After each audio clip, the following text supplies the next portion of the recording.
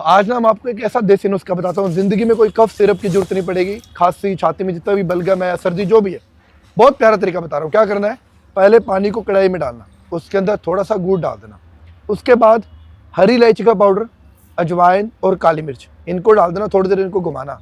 फिर इसके बाद इसमें क्या डालना है काला नमक और अदरक का पाउडर। अब इसको 2 से 3 से 5 मिनट इसको पका लेना। अब पकाने के बाद क्या करना है, आधा चम्मच सुबह गर्म पानी के साथ, आधा चम्मच रात को सोने से पहले। जितना भी बलगम जमा है या खांसी है या सर्दी है, 2 दिन में क्लियर हो जाएगी।